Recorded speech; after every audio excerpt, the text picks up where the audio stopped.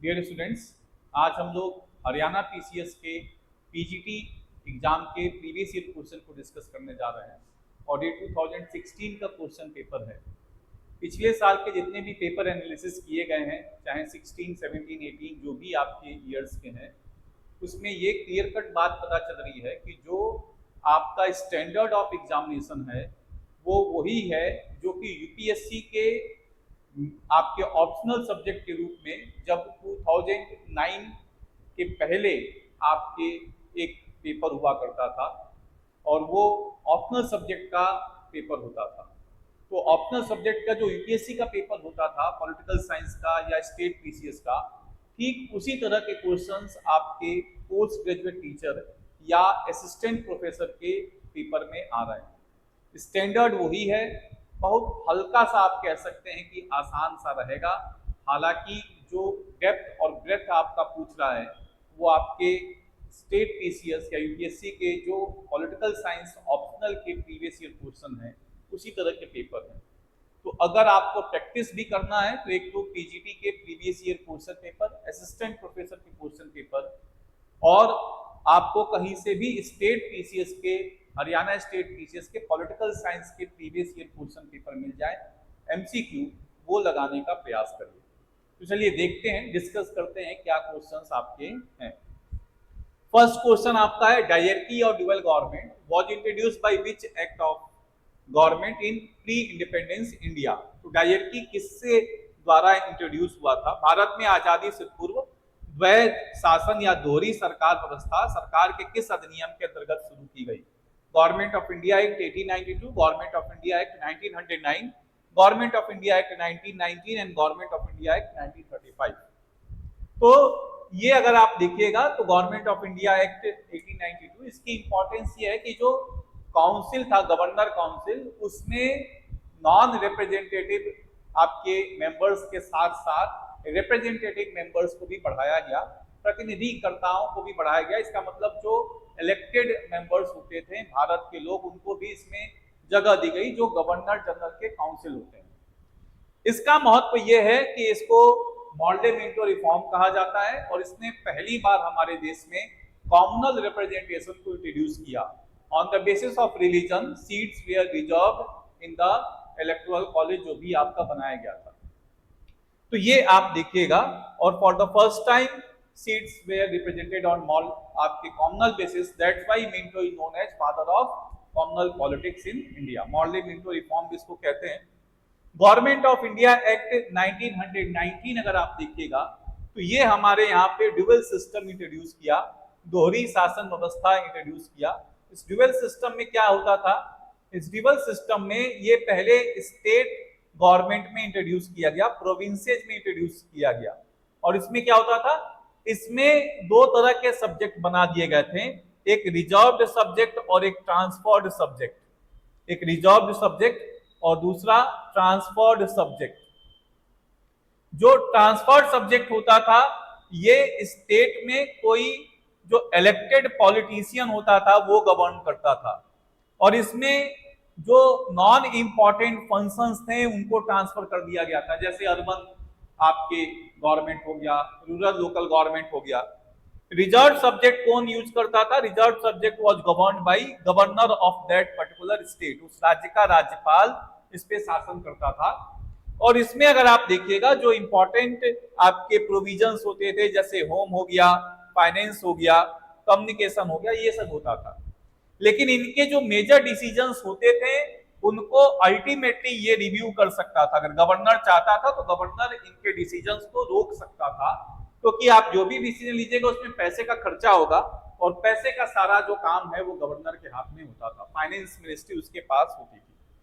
तो ये आप देखिएगा, गवर्नमेंट ऑफ इंडिया एक्ट 1935, इसने डायरकी को स्टेट में एबॉलिश कर दिया और सेंटर में डायरकी को ले आया। इसलिए फेडरल सिस्टम भी भारत में इंट्रोड्यूस किया है। तो इंडियन सिस्टम में ये फेडरल सिस्टम भी इंट्रोड्यूस किया। For the first time federation was established under government of India act 1935, although it was not successful. ये सफल नहीं हुआ क्योंकि प्रिंसली स्टेट्स ने इसमें पार्टिसिपेट नहीं किया। इसने फेडरल पब्लिक सर्विस कमीशन को भी एस्टैब्लिश किया। इसने आपका ये भी देख सकते हैं कि हमारे यहाँ पे सुप्रीम कोर्ट की भी स्थापना इसी के अंदर हो रही है। और इसने 3 लिस्ट भी बना दी है आपके, union list, provincial list and concurrent list. तो संघीय सूची, राज्य सूची और समवर्ती सूची का कंसेप्ट आपका इसी में देखने को मिलेगा।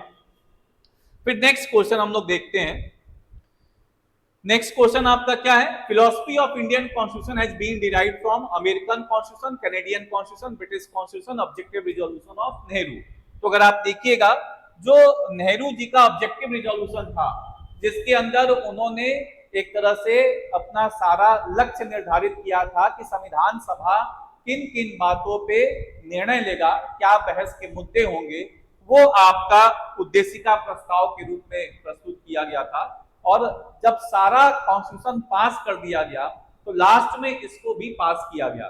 इसी के अंदर है कि India is a sovereign socialist secular democratic Republic, और इसी के अंदर आपके संविधान के लक्ष्य भी बता दिए गए हैं, justice, liberty, equality and fraternity.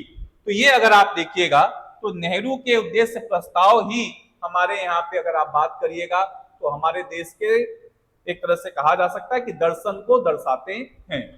American constitution अगर आप देखिएगा तो इससे हमने फेडरल सिस्टम अपनाया है। कैनेडियन कॉन्स्टिट्यूशन से अगर आप देखिएगा तो पोजीशन ऑफ गवर्नर को हमारे देश में अपनाया गया है। ब्रिटिश कॉन्स्टिट्यूशन से अगर आप देखिएगा तो पार्लियामेंट्री फॉर्म ऑफ गवर्नमेंट को अपनाया गया है। पार्लियामेंट्री फॉर्म ऑफ गवर्नमेंट को आपके देश में अपनाया गया है। तो ये बात आप देख सकते हैं। अगला क्वेश्चन आपका है, electoral system of India consist of, भारतीय चुनाव पद्धति में निहित है। भारतीय चुनाव पद्धति में पहले खंबा चुने की प्रक्रिया अगर आप बात करिएगा, केवल प्रथम पास द पोस्ट पद्धति, पहले खंबा चुने की प्रक्रिया होती है। ये किस में लागू होता है? ये स्टेट लेजिस्लेटिव इलेक्शंस में, लोकसभा के चुनाव में, म्युनिसिपैलिटी के चुनाव में, पंचायती राज के चुनाव में लागू होता है। दूसरा, अनुपातिक प्रतिनिधित्व की अगर आप बात करिएगा तो ये किस में लागू होता है? ये लागू होता है आपके राष्ट्रपति के चुनाव में, उपराष्ट्रपति के चुनाव में और राज्यसभा के चुनाव में। राज्य विधान परिषद के चुनाव में अगर आप बात करिएगा तो अलग अलग पद्धति है। 1/3 आपके जो होते हैं वो एमएलए इलेक्ट करते हैं, 1/3 जो होते हैं वो म्युनिसिपैलिटी और पंचायती राज के सदस्य इलेक्ट करते हैं, 1/6 राज्यपाल नामांकित करता है, 1/12 जो होता है वो जो 3 साल से स्नातक करके, ग्रेजुएशन करके उस राज्य में स्थित लोग हैं वो करते हैं, और 1/12 जो बचा वो 3 साल से जो सेकेंडरी एजुकेशन में, माध्यमिक शिक्षा में शिक्षक के रूप में कार्यरत हैं वो आपके इलेक्ट करते हैं। तो और तीसरा आपका पूछा जा रहा है territorial, functional and proportional representation. तो क्षेत्रीय प्रतिनिधि हमारे देश में जरूर है, क्योंकि तो क्षेत्रीय प्रतिनिधि कैसे आप देख सकते हैं कि पूरे भारत को लोकसभा के रूप में 543 क्षेत्रों में बांटा गया है। अलग अलग स्टेट्स में अलग अलग क्षेत्र विभाजन है। जैसे आप देख सकते हैं कि दिल्ली में 70 एमएलए होते हैं, तो दिल्ली को 70 भागों में तोड़ा गया है, हर एक क्षेत्र से 1 एमएलए होते हैं। तो फंक्शनल आपका देख सकते हैं, जैसे मेयर का पोस्ट ये फंक्शनल है, प्रोपोर्शनल है। फंक्शनल रिप्रेजेंटेशन ओनली, आंसर इसका जो बेस्ट है वो सी आंसर आपका होगा, territorial, functional and proportional representation. चलिए नेक्स्ट क्वेश्चन आपका देखते हैं। Authority to alter the boundaries of state India rest with whom, Bharat में राज्यों की सीमाएं बदलने की शक्ति किसके पास होती है? तो भारत में राज्यों की सीमाएं बदलने की शक्ति अनुच्छेद 3 में संसद के पास होती है। प्रेसिडेंट ऑफ इंडिया इस रिलेशन में एक रिजोल्यूशन भेजेंगे, और वो रिजोल्यूशन जो भेजा जाएगा,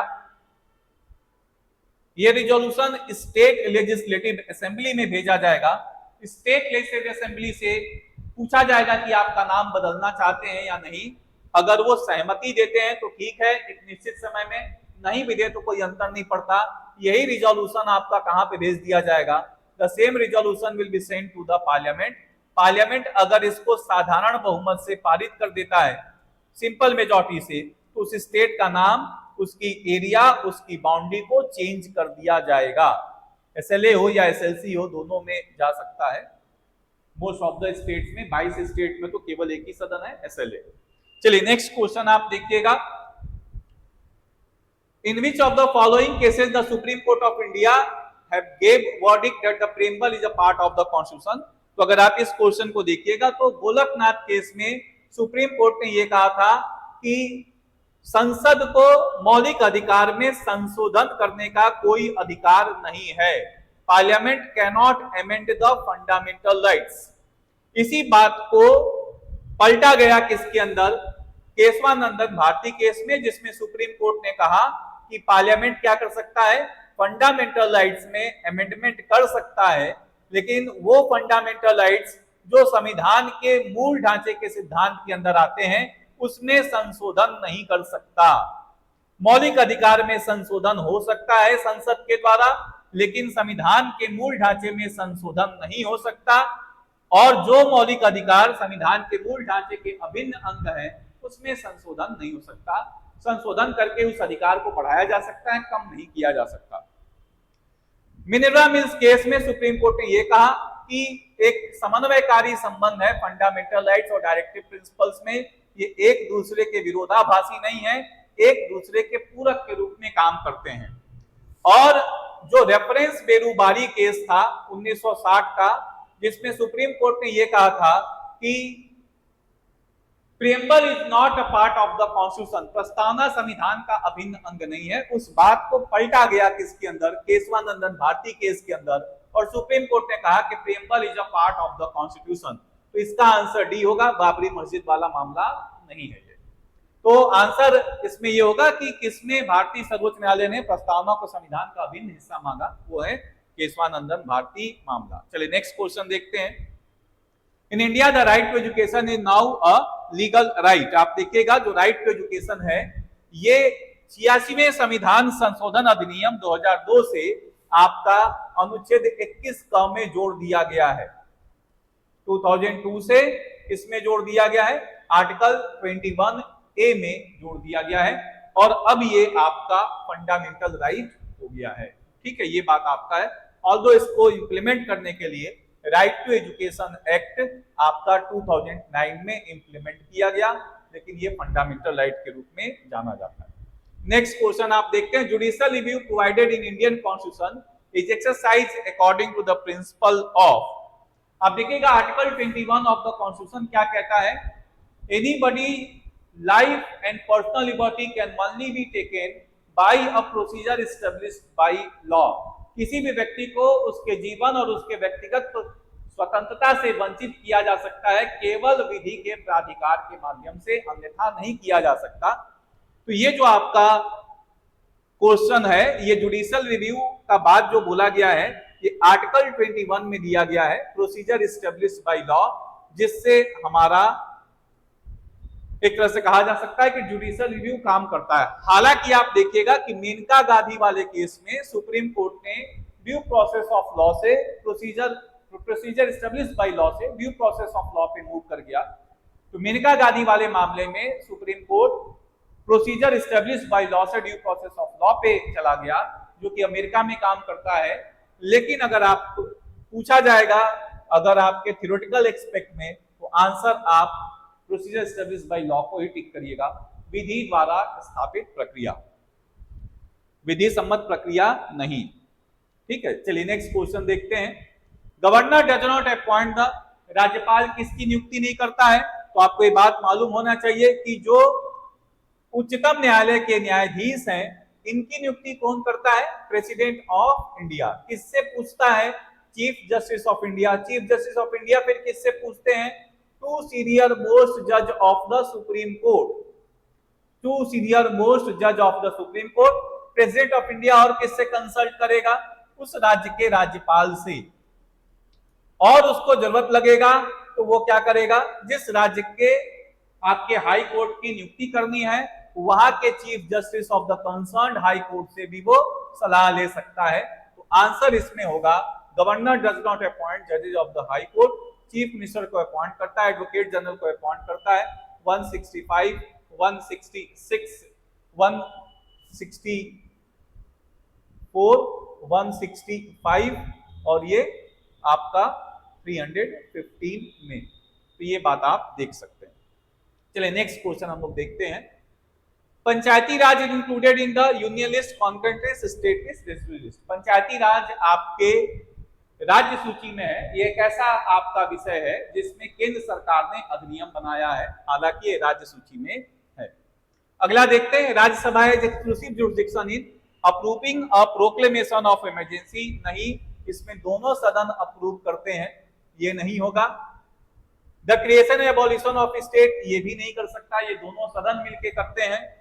इलेक्शन ऑफ वाइस प्रेसिडेंट, नहीं, दोनों सदन मिलके करते हैं। रिमूवल ऑफ वाइस प्रेसिडेंट जरूर राज्यसभा में ले आया जा सकता है, इलेक्शन तो दोनों सदन मिलके करते हैं। Authorise parliament to legislate on a subject in state list, ये जरूर आप देखिएगा कि ये आर्टिकल 249 में तभी आपका पार्लियामेंट स्टेट लिस्ट पे लॉ बना सकता है जब आपका राज्यसभा उसको अनुमति प्रदान करता है विशेष बहुमत से। चलिए नेक्स्ट क्वेश्चन देखते हैं। In which case did the Supreme Court of India give the doctrine of basic, अभी देखा गया है सुप्रीम कोर्ट ने किसमें बेसिक स्ट्रक्चर का डॉक्ट्राइन दिया है, Kesavananda Bharati versus State of Kerala. बाकी सारे आपके पिछले क्वेश्चन में डिस्कस हो गए हैं। इसमें सुप्रीम कोर्ट ने बोला था कि मौलिक अधिकार में संशोधन नहीं हो सकता। इसमें आपके ड्यू प्रोसेस ऑफ लॉ को इंटरप्रेट किया गया, अनुच्छेद 21 के दायरे को बढ़ाया गया है। इसमें एक और अधिकार दिया गया कि आप भारत के बाहर भ्रमण कर सकते हैं और भ्रमण करके वापस भी आ सकते हैं।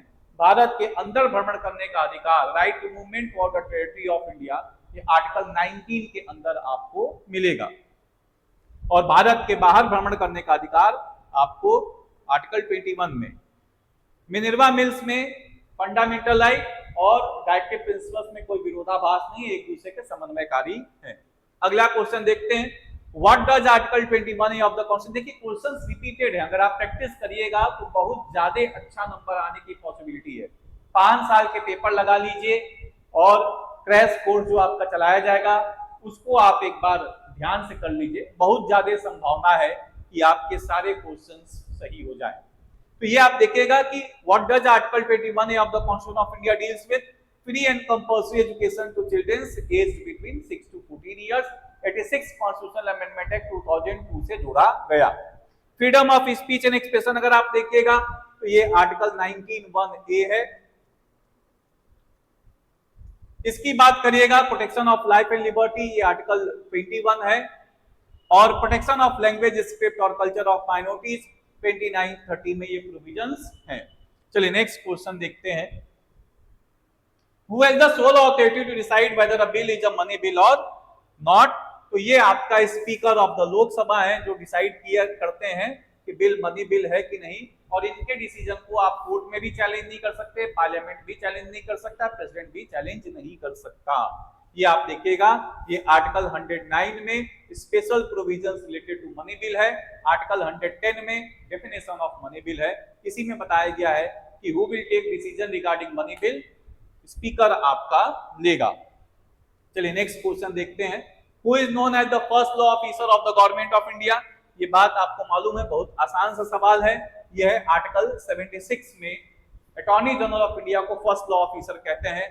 आर्टिकल 165 में एडवोकेट जनरल ऑफ स्टेट को first law officer of state कहते हैं। ये बात आप देख सकते हैं। तो इसका आंसर ए होगा जो आपको जानना है, ये 165 है, 165। चलिए नेक्स्ट क्वेश्चन देखते हैं, जजेज of Supreme Court in Indira Sawhney versus Union of India case relates to judgement. जो सर्वोच्च न्यायालय के इंदिरा साहनी बनाम संघ सरकार निर्णय किससे संबंधित है, तो ये अन्य पिछड़े वर्गों के आरक्षण से संबंधित है।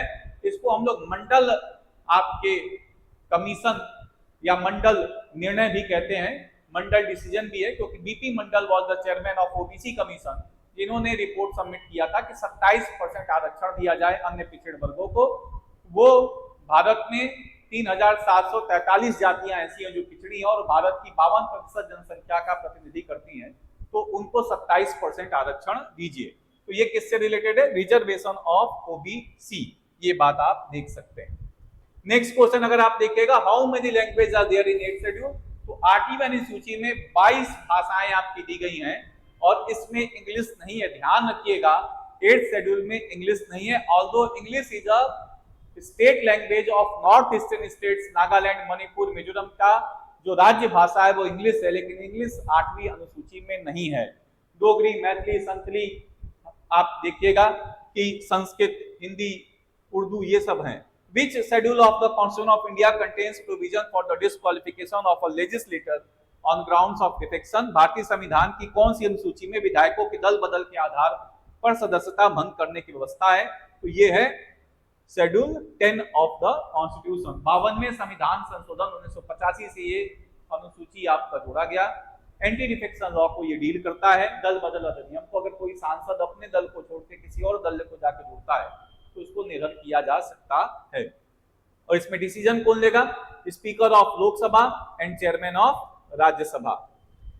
9वीं अनुसूची किससे संबंधित है? ये पहली अनुसूची है जो कि 8वीं अनुसूची के बाद आपका जोड़ा गया। ये फर्स्ट कॉन्स्टिट्यूशनल अमेंडमेंट एक्ट 1951 से जोड़ा गया है और ये लैंड रिफॉर्म से रिलेटेड है। ये 11वीं अनुसूची 73वें संविधान संशोधन अधिनियम 1992 से जोड़ा गया है। ये पंचायती राज से संबंधित है।